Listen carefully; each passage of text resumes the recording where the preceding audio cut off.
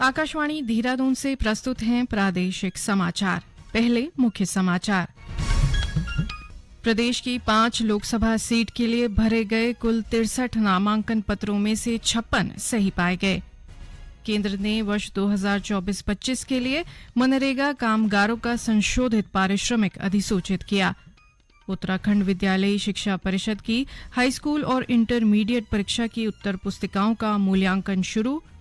और विश्वविद्यालय अनुदान आयोग ने सभी विश्वविद्यालयों को पीएचडी में दाखिले के लिए प्रवेश परीक्षा के स्थान पर नेट स्कोर का उपयोग करने को कहा।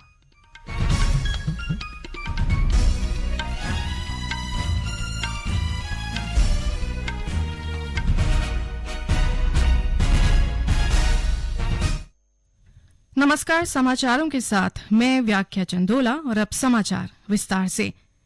प्रदेश की 5 लोकसभा सीट के लिए भरे गए कुल 63 नामांकन पत्रों में से 56 सही पाए गए हैं। कल नामांकन प्रक्रिया खत्म होने के बाद आज विभिन्न प्रत्याशियों के नामांकन पत्रों की जांच की गई। राज्य के अपर मुख्य निर्वाचन अधिकारी विजय कुमार जोगदंडे ने आज देहरादून में आयोजित प्रेस वार्ता में बताया कि नामांकन पत्रों की जांच के बाद टिहरी लोकसभा सीट के लिए 11 नामांकन वैध पाए गए। इसी तरह गढ़वाल में 13, हरिद्वार में 14, अल्मोड़ा में 8 और नैनीताल लोकसभा सीट के लिए 10 प्रत्याशियों के नामांकन पत्र सही पाए गए। गौरतलब है कि शनिवार तक नामांकन वापस लिए जा सकते हैं। 19 अप्रैल को राज्य की सभी लोकसभा सीटों पर मतदान होगा। हरिद्वार जिले में स्वीप के तहत मतदाता जागरूकता कार्यक्रमों का आयोजन किया जा रहा है। वहीं जिले के विभिन्न होटलों में भी आज पर्यटन विभाग की ओर से मतदाता जागरूकता कार्यक्रम का आयोजन किया गया। इस दौरान पर्यटकों सहित होटल स्टाफ को लोकतंत्र में मत के महत्व को समझाते हुए मतदान के लिए प्रेरित किया गया। जिला पर्यटन विकास अधिकारी सुरेश सिंह यादव ने बताया कि होटलों में भी मतदाता जागरूकता कार्यक्रम चलाने की जरूरत थी, क्योंकि यहां पर बड़ी संख्या में पर्यटक पहुंचते हैं। उन्होंने कहा कि पर्यटकों के साथ ही होटल स्टाफ को भी जागरूक करने की दिशा में ये एक महत्वपूर्ण कदम है। उन्होंने कहा कि मतदाताओं को उनके मताधिकार की महत्वता और प्रक्रिया के बारे में बताया जा रहा है। इससे लोगों को मतदान करने की प्रेरणा तो मिलती ही है, साथ ही लोकतंत्र को मजबूती भी मिलती है। प्रदेश की 5 लोकसभा सीट के लिए आगामी 19 अप्रैल को होने वाले मतदान के लिए चुनाव आयोग की टीमें तैयारियों में जुटी हैं। आयोग के आदेशों के बाद देहरादून की जिला निर्वाचन अधिकारी सोनिका के निर्देश के बाद चुनाव में शराब और पैसे के चलन को रोकने के लिए लिकर मॉनिटरिंग टीम डोईवाला में सक्रिय हो गई है। टीम में आबकारी विभाग और वन विभाग के अधिकारी व कर्मचारी शामिल है। आज टीम ने डोईवाला दूधली देहरादून मार्ग पर सभी वाहनों की सघन तलाशी की। इस दौरान टीम को किसी तरह की कोई संदिग्ध वस्तु नहीं मिली। भाजपा ने लोकसभा चुनाव के लिए घोषणा पत्र को आज अंतिम रूप दे दिया। भाजपा ने अपने घोषणा पत्र में जनता के सुझाव को शामिल करने के लिए पिछले दिनों विभिन्न विधानसभा क्षेत्रों में 35 रथ रवाना किए थे। प्रत्येक रथ के जिम्मे 2 विधानसभा क्षेत्र दिए गए थे। पार्टी ने ऑनलाइन सुझाव प्राप्त करने के लिए भी व्यवस्था की थी। संकल्प पत्र के संयोजक त्रिवेंद्र सिंह रावत ने कहा कि उत्तराखंड की 70 विधानसभा से जनता ने करीब 70,000 सुझाव दिए। इसके अलावा नमो ऐप के माध्यम से भी सुझाव मिले हैं।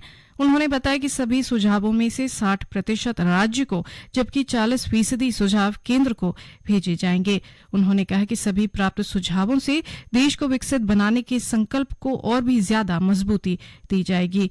वहीं प्रदेश कांग्रेस उपाध्यक्ष सूर्यकांत धस्माना ने संकल्प पत्र के लिए भेजी गई सुझाव पेटियों पर सवाल खड़े किए हैं। उन्होंने कहा कि भाजपा कितनी भी पर्चियां निकाल ले, राज्य में माहौल कांग्रेस के पक्ष में है। उन्होंने कहा कि राज्य की मूलभूत समस्याओं का समाधान नहीं हुआ है और केंद्र में परिवर्तन का जनता मन बना चुकी है।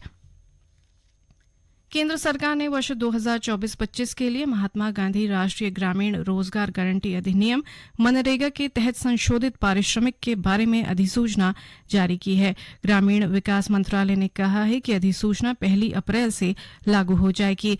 मनरेगा श्रमिकों की मजदूरी दर में इससे पहले पिछले वर्ष मार्च में संशोधन हुआ था। मौसम विभाग ने राज्य के विभिन्न हिस्सों में अगले 3 दिन गरज के साथ बारिश और ओलावृष्टि का अनुमान जताया है। मौसम विज्ञान केंद्र देहरादून से प्राप्त जानकारी के अनुसार इस अवधि में प्रदेश के कुछ स्थानों में 40 से 50 किलोमीटर प्रति घंटे की रफ्तार से आंधी भी आ सकती है। विभाग ने आंधी का येलो अलर्ट जारी करते हुए लोगों से सतर्क रहने की अपील की है। समाचार आकाशवाणी के देहरादून केंद्र से प्रसारित किए जा रहे हैं। ताजा समाचार के लिए आप हमारे फेसबुक पेज आकाशवाणी समाचार उत्तराखंड और ट्विटर हैंडल @AIRnews_DDN को फॉलो कर सकते हैं। ये समाचार यूट्यूब चैनल आकाशवाणी समाचार उत्तराखंड को सब्सक्राइब कर सुने जा सकते हैं। साथ ही ये समाचार आकाशवाणी की वेबसाइट www.newsonair.gov.in/उत्तराखंड पर भी उपलब्ध हैं। उत्तराखंड विद्यालयी शिक्षा परिषद की हाई स्कूल और इंटरमीडिएट परीक्षा की उत्तर पुस्तिकाओं का मूल्यांकन कार्य शुरू हो गया है, जो 10 अप्रैल तक किया जाएगा। इसी कड़ी में चंपावत जिले में 2 मूल्यांकन केंद्रों पर 60,000 से अधिक उत्तर पुस्तिकाओं का मूल्यांकन कार्य किया जा रहा है।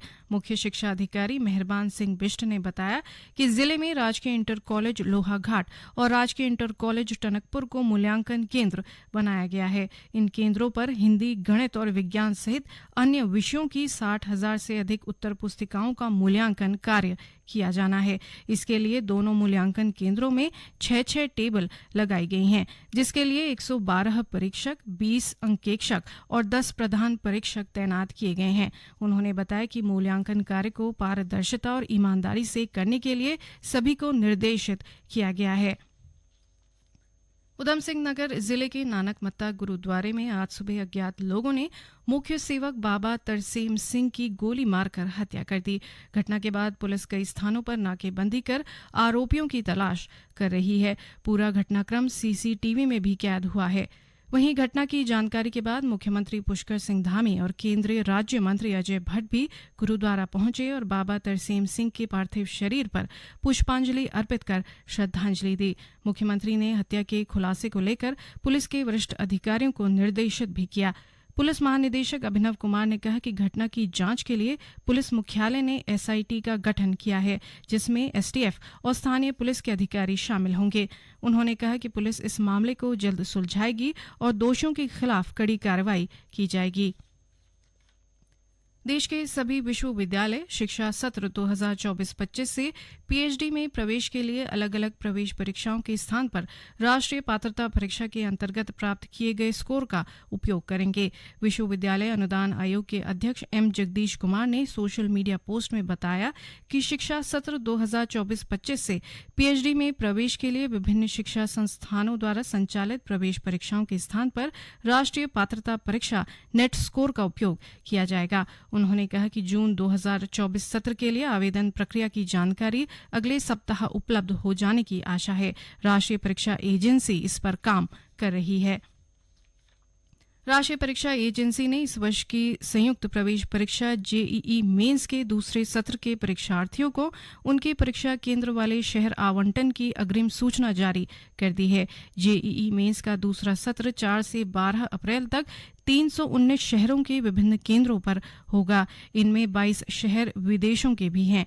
परीक्षा प्रत्येक दिन 2 शिफ्टों में होगी। पहला शिफ्ट सुबह 9 बजे से दिन के 12 बजे तक और दूसरा शिफ्ट दोपहर 3 बजे से शाम 6 बजे तक होगा। 12 अप्रैल की परीक्षा केवल सुबह की शिफ्ट में होगी।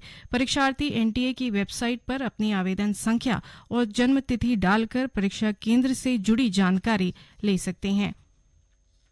उत्तराखंड वानिकी प्रशिक्षण अकादमी हल्द्वानी में वन आरक्षी प्रशिक्षण सत्र 2023 के दूसरे सत्र के 94 वन आरक्षियों ने आज पासिंग आउट परेड में हिस्सा लिया। इस दौरान प्रमुख वन संरक्षक अनूप मलिक ने पासिंग आउट परेड की सलामी ली। दीक्षांत समारोह में प्रशिक्षुओं ने अपने अपने कार्य और निष्ठा की शपथ भी ली।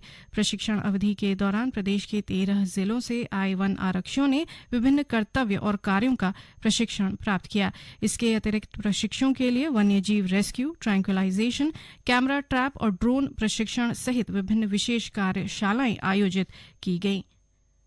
बाल भिक्षावृत्ति पर रोक लगाने के उद्देश्य से ऑपरेशन मुक्ति अभियान के तहत आज देहरादून में जन जागरूकता रैली निकाली गई।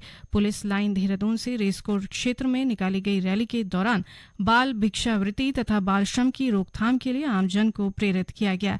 इसके अलावा आम जनता से बच्चों को भिक्षा न देने, नाबालिग बच्चों को घरेलू कार्यों व प्रतिष्ठानों पर काम न लगाए जाने, बच्चों को नशे की प्रवृत्ति से मुक्त कराने और बच्चों को शिक्षा के लिए प्रेरित करने की अपील की गई। साथ ही मानव तस्करी विरोधी इकाई द्वारा चाइल्ड हेल्पलाइन के साथ मिलकर नुक्कड़ नाटक के जरिए बच्चों के लिए शिक्षा के महत्व को समझाते हुए आमजन को जागरूक किया गया।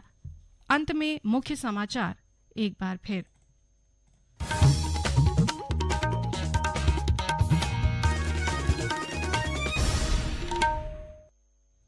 प्रदेश की 5 लोकसभा सीट के लिए भरे गए कुल 63 नामांकन पत्रों में से 56 सही पाए गए। केंद्र ने वर्ष 2024-25 के लिए मनरेगा कामगारों का संशोधित पारिश्रमिक अधिसूचित किया। उत्तराखंड विद्यालयी शिक्षा परिषद की हाई स्कूल और इंटरमीडिएट परीक्षा की उत्तर पुस्तिकाओं का मूल्यांकन शुरू। और विश्वविद्यालय अनुदान आयोग ने सभी विश्वविद्यालयों को पीएचडी में दाखिले के लिए प्रवेश परीक्षा के स्थान पर नेट स्कोर का उपयोग करने को कहा। इसके साथ ही प्रादेशिक समाचार का ये बुलेटिन समाप्त हुआ। नमस्कार।